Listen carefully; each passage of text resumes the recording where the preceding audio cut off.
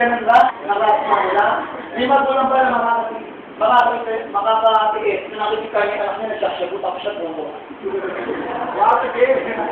Wow, pagbuti mo yan! Ano mangyayari? Ano gagawin ng magulang? Kapawayan. Yan ang isigat. Pag mali yung ginagawa natin, ginagawa tayo. Why? Kasi mahal na tayo. Gusto niya tayo makakaluto. Bakit ang problema? Yung problema na naman. Nasa ng problema. Ano yung problema? Hindi tayo marunong. Wala tayong kadalaan sa sarili. Imagine niyo yung tao. Kahit na nag-suffer na for 3 years. Kahit yung tao na yun nag-suffer na siya. Minsan niya nang naranapan na mawala ng gano'n, ng blessing. Minsan niya nang naranapan ng pagsubok na gano'n sa buwan niya. Ang tao wala kadala. Patuloy na kakalit. Patuloy mananahan sa kasalanan ng mga. Kaya hindi naman lahat. Kasi meron naman.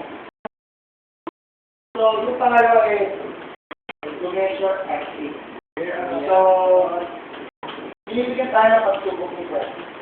Kasi pinibig na tayo ni God. Kung gaano tayo makakasal. Kagaya natin kung sinasabata ko naman, kagaya na naman. Kaya na dati, sa nakakakot ng kahiro, sabi na yung sa akin na, sabi doon, it's not enough that you know God and you are Christian. Amen? Kasi, hindi enough na Christian ka, hindi enough na kilala mo si Lord. Hindi enough na pumupunta ka sa church na to. Hindi enough na nagpapasa ka ng Bible na devotion ka. Hindi yun enough. Saan makikita? Kapag gawa. Kahit dito ka pumunta sa church na to, kung dito ka lang pupunta, kung yung talino o yung nalalaman mo, hanggang dito lang, hindi nakakarating dito. At kung hanggang dito lang at hindi tumalabas dito, kailangan pag pumunta dito, gagaan dito. At pag tumaan dito, gagaan dito. Kasi doon tayo magiging doon tayo magiging kagaya nung nangyari yun, namatay na anak niya, nawala siya ng ari-arian, kinetong pa siya. Pero ano ginawa niya? Hindi siya mamigil. Kasi ganun na lang yung pananampalataya niya kayo. So ngayon kayo susubukan tayo nila. Tayong lahat na nandito, gaano ka malibugin? Gaano ka nananampalataya sa akin? Hanggang saan yung pagkikisi mo sa problema? Hanggang saan? Kailangan may balik natin yung medyon.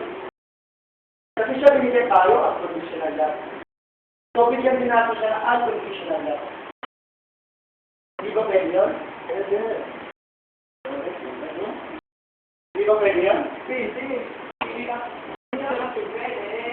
Pwede. Basta tayo, gagawin natin. Nanangaling tayo pwede. Alam niyo ba, kasi ako, sabi ko na, kahit bata pa lang ako, pero sa problem, sa lumahan sa buhay. At dun sa problema mo, marami ako natutunan. Alam niyo ba na, ang isang reto na nakuha ko nga nito, hindi ko mag-get ang makakalimutan. Yung kapag may problema mo sa buhay. Alam mo, nagbago lang sa buhay mo. Kaya kami na.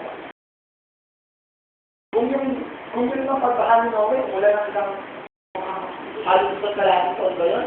Nakapos yun. 48 to 49. Oo, 48 to 49. Ilang taon? 9 taon. Napakalitin. Oo.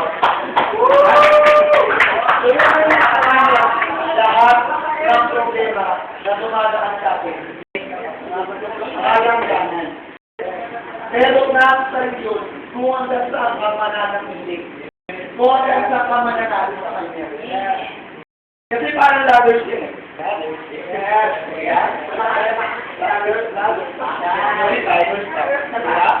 Ito yung ikat. Ito yung papakutan na problema mo. Nandito ka. Nakagitna ka. Ito yung ikat na yung mangyayari sa'yo. Wala. Kung nakagitna ka, iisip ka. Nakakabot mo yun? Hindi. Ano dapat mo gawin? Kahit ka ano matakot sa kalipan, lumakit ka manigal namin. Kailangan mo magkatuloy. Kasi doon lang matatapos sa problema. Kung nakikita mo sila, college ka. Kung nakikita mo sila na maraming problema, sabi ka sabi ko, hindi mo kaya ng kapal yan. Sabihin mo kung kaya kaya. Diba? Kung kaya mo, kaya ko.